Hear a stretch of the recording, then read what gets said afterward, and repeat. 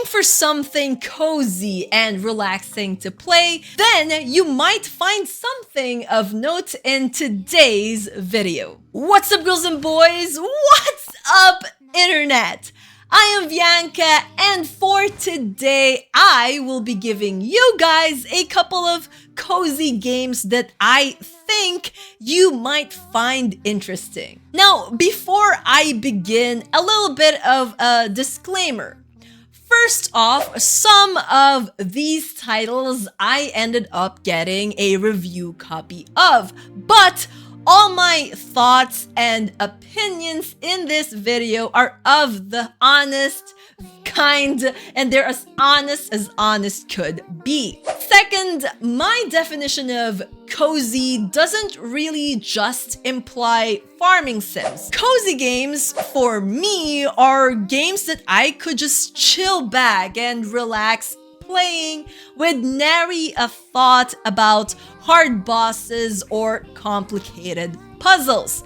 They can also be games that I can just mindlessly go about playing, or just games that overall exude fun and entertainment and can make me forget about the time. Now, with that out of the way, let's begin with the first game on our list, Model Builder. Now, if you've been following and are subscribed to this channel for a while now, or any of my social media accounts, then you would know that I love building model kits, especially ones from Bandai. This game, Model Builder, is a model kit building simulation game that I honestly got as a free game from Epic Games Store. In this game, you are given a garage filled with kit building tools from your grandpa. There is a story to this game, with the main point of it being to make a name for yourself,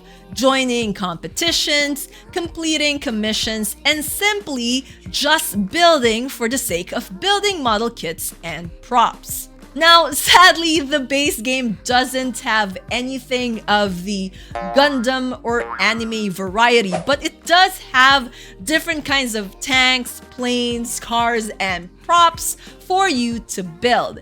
There are also DLCs for more kits you can build, but I never went out of my way to buy those, since I would just rather use that money to actually buy a kit in real life.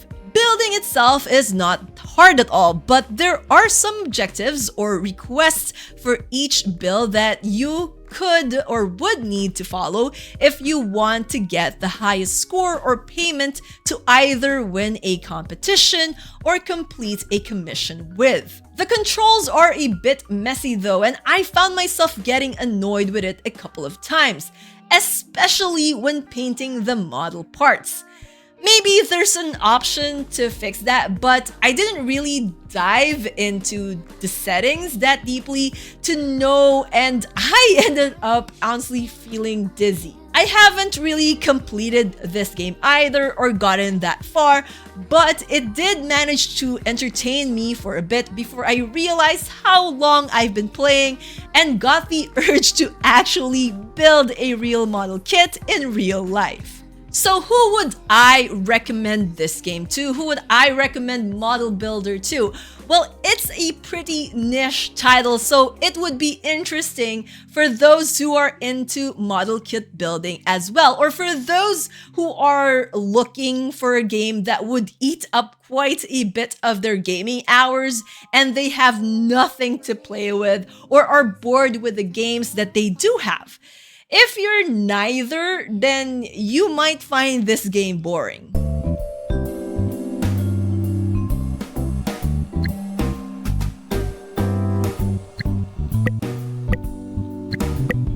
Following Model Builder, we have an alchemy-inspired cozy game where you take on the role of a chemist who sets out to help the villagers around them despite the prejudice they initially receive.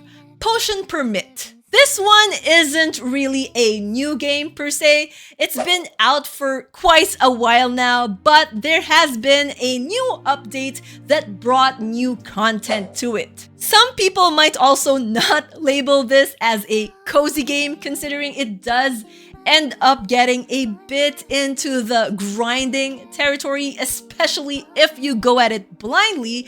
But it is one of those games that really you play it without feeling rushed. There's no time limit imposed on you in the game. You can play Potion Permit on your own pace, which means it can take you months in real time to finish, or you can speed through its completion in as quickly as 3 days. The graphics is charming in its 2D pixel art sort of way, and the gameplay is fun.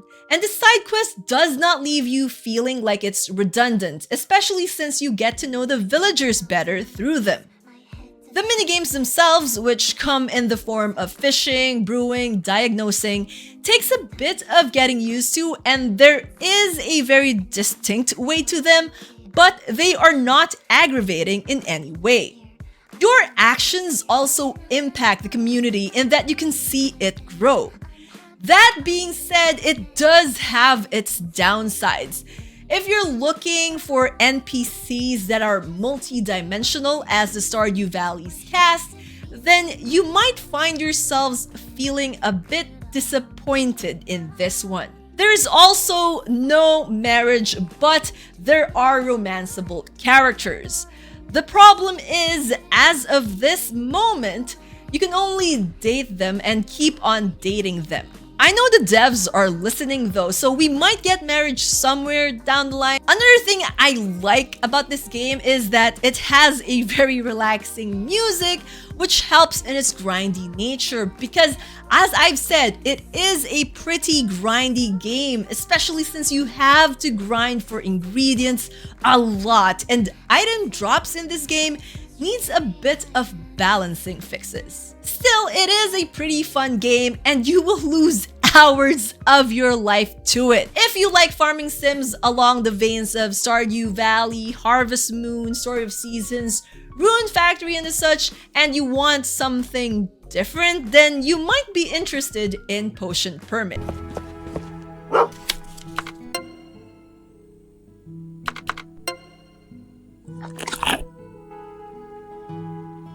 Next up, we have something a bit different, as it is a JRPG game, but it is one of the easiest, most fun and endearing, entertaining, and memorable games I have ever played. Rhapsody, a musical adventure. Now, this is another one that's not entirely new. Like, this game has been out for decades. It was first released for the PlayStation, then it got ported to the DS, then to the PC, then it got re-released as part of Nippon Ichi Software's classic collection. So this is really an old game, but as I've said, it is one of the most memorable ones I've ever played and experienced, and I played it first on the PlayStation. Rhapsody, a musical adventure, tells the story of a girl, Cornette, who can befriend puppets with her trusty magical horn, and it's basically her story of finding true love and fighting for that true love. But it's told in such an entertaining and lighthearted way, sprinkled with musical numbers that are so catchy you might find yourself humming to it and even belting out loud in occasions. Initially, we only had the first game out on the West, but Nippon Ichi Software America recently and finally have localized the remaining 2 games in the trilogy, so now we have them all to play. But if you only have to choose like which one to play first, then choose this one. Choose Rhapsody, a musical adventure.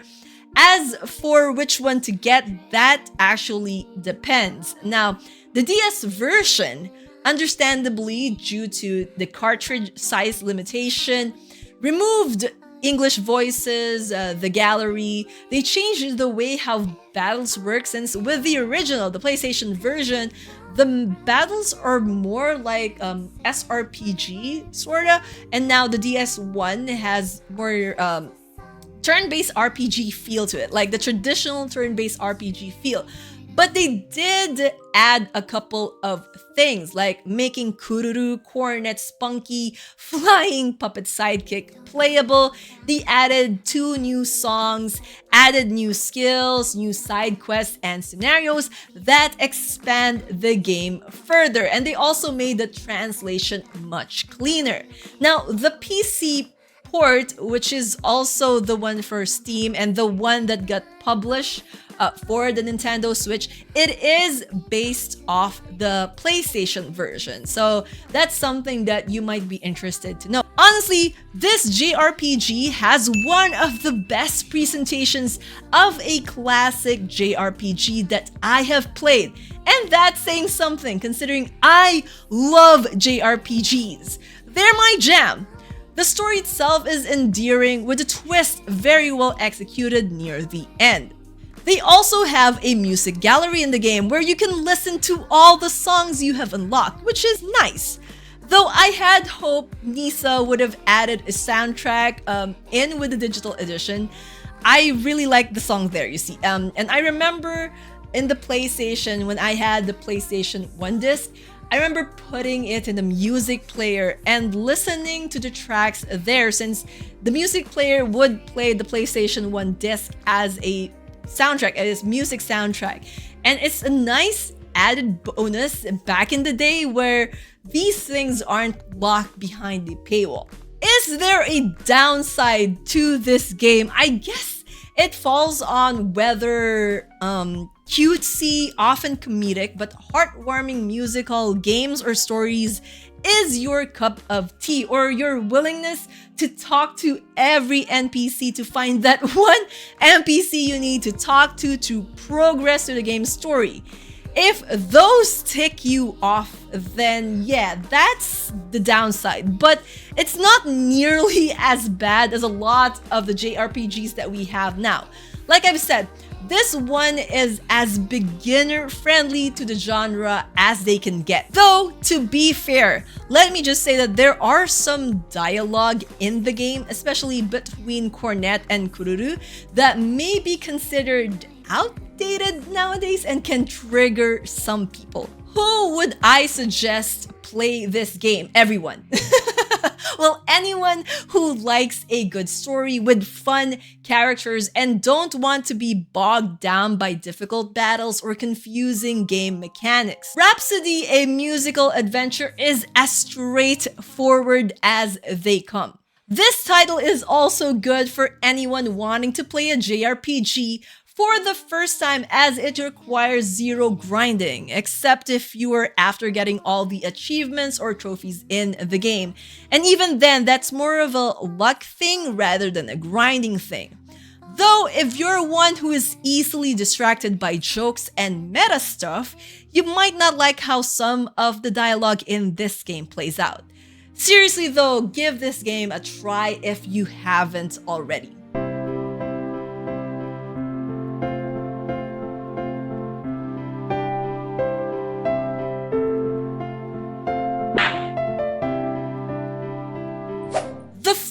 On our list is another title from P-Cube Games, and this one is for the cat and dog lovers out there.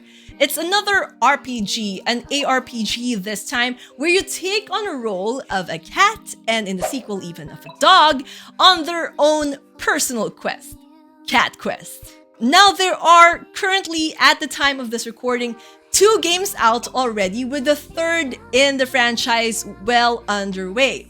The game I would be suggesting though that would fit more on our list today is the 2nd game in the franchise, as it is a lot less challenging than the first, even in terms of getting all the achievements or trophies for the trophy hunters out there. Cat Quest 2 has a lot more to offer than the first game. A bigger map, a lot more spells, easier battles, 2-player co-op, and honestly, it just feels easier and doesn't require multiple playthroughs to get everything in it. That being said, I feel like the first game has a better story and twist. It also feels like a lot of things were retconned in the second game to pave way for the story to be told in the upcoming third one. Cat Quest is an action RPG, which means that it has real-time battles, similar to how Legend of Zelda plays. But this one harkens more to the 2D Zelda games than the Breath of the Wild or Majora Mask one's line. In Cat Quest, you either fight in the overworld map, like the literal map, or inside dungeons, which are very short and straightforward and only requires you to beat up enemies and obtain the treasures inside to complete. The game also runs more like a giant fetch quest where you would need to go from one place to another to trigger a scene or a battle. Side quests run aplenty in this game, and all of them lead to interesting stories and humorous feline and canine puns, from phrases to actual character names. The controls are easy to master, and you will be relying more on getting a decent equipment, which is not at all hard to find. Like, the game literally shoves them in your faces, and using magic to one-up your foes. Of all the ARPGs that I have played, Cat Quest 2 ranks right up there at the very top as one of the coziest. Downsides, well, I'd say traversing the entire map, trying to get all the side quests done and all the dungeons done, can be quite a pain in the second game. Since in the first one we got the ability to fly, this time we don't. Although we do have these teleport devices, they don't really offer the best in terms of getting us to where we will end up in the map. Speaking of, the map is terrible in this game as well, though I mean the actual map you view to see the entire area, since there's no option to zoom in unlike in the previous game. So if you're trying to look for something on the map, you gotta have some real nice and clear eyesight for it. So who would I suggest the game to? Well, anyone looking for a quick run at a fun game. Like, honestly, if you're just going to play the main story, this is a quick game, even though my Steam playtime says otherwise. It is also a good beginner game for those who really don't dabble in the genre but want to branch out and experience something new. If you're a fan of puns as well, you'll get a hoot out of Cat Quest 2. And the great thing about this sequel, you don't really need to have played the first game to understand or even get the most out of it.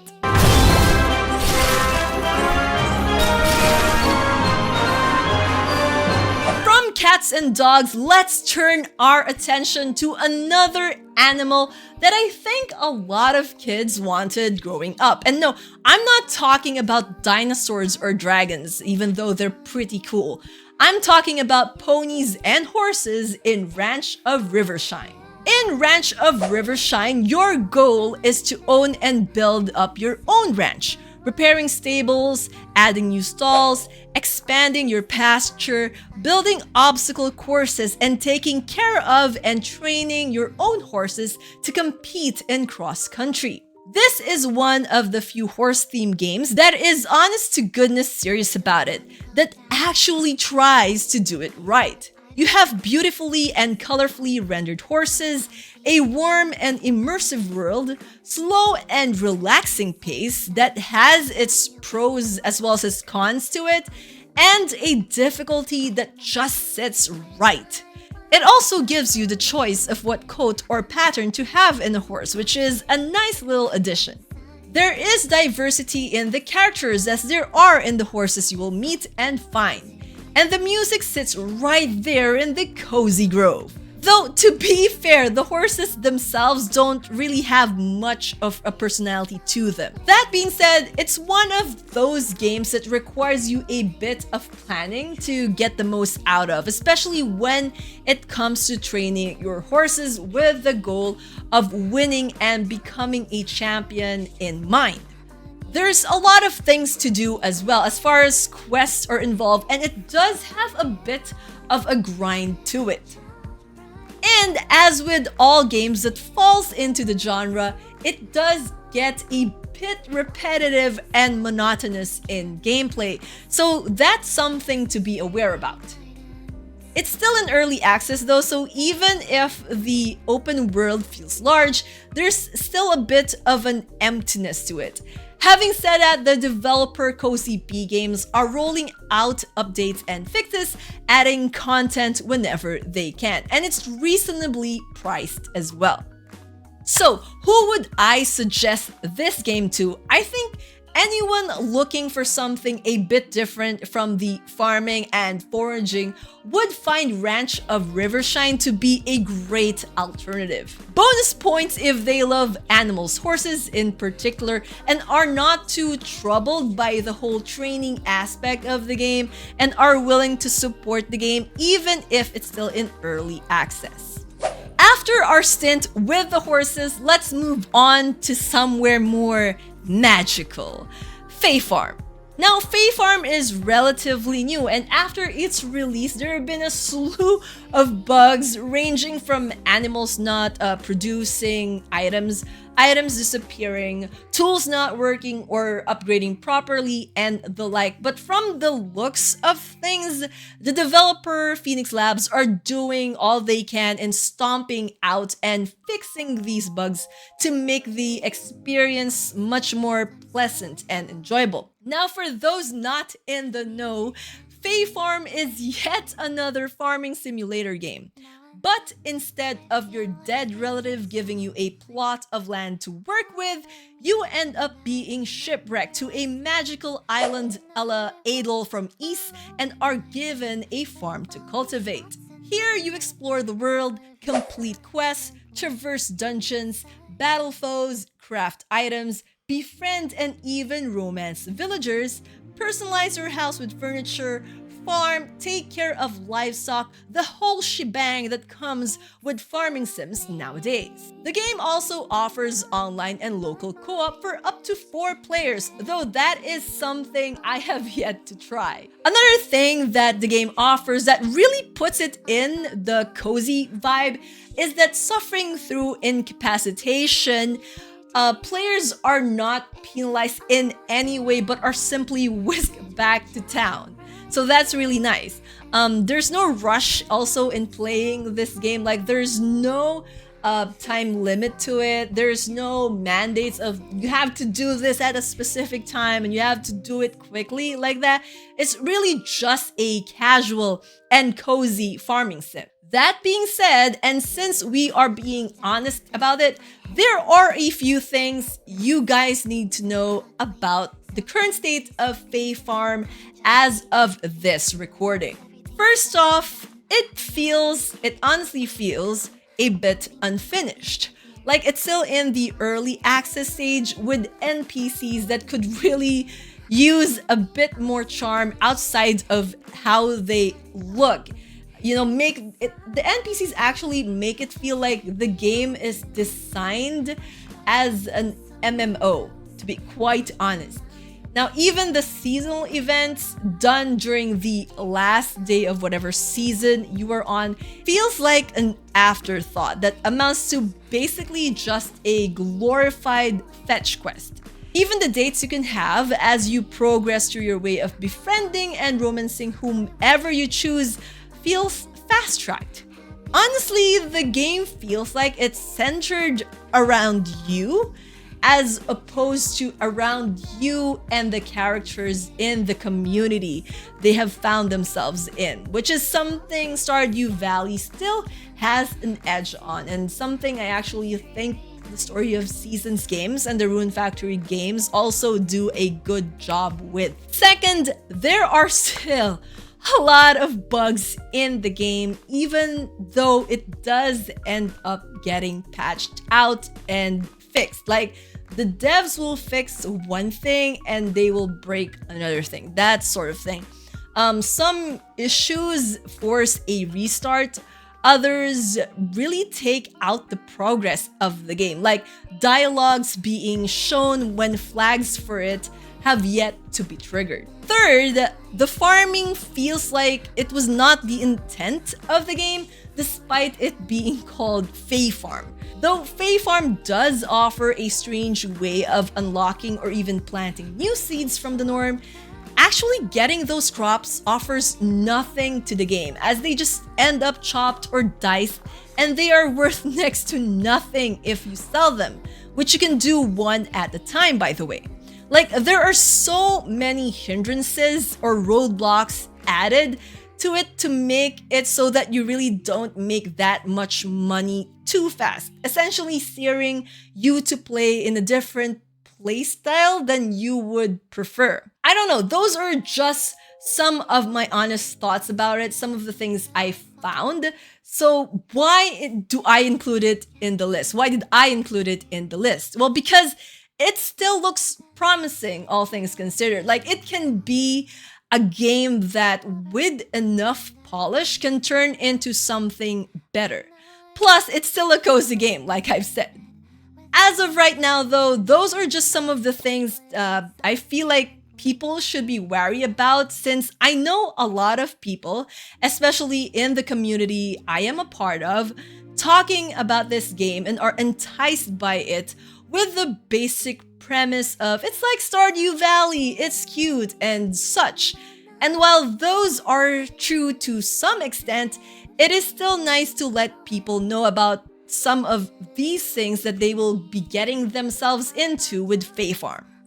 And there you guys have it, a list of cozy games from various genres you might be interested in. Are you playing any of these games? Have you heard any of these games? Have you played any of these games? Or did a game in this list got you interested? Tell me on the comment section down below, and I'll see you all in the next video. Until next time, you guys know the drill. Dream on, fly on. Bye-bye for now. Keep safe, everyone. Thanks for watching. Someday we'll have a last conversation.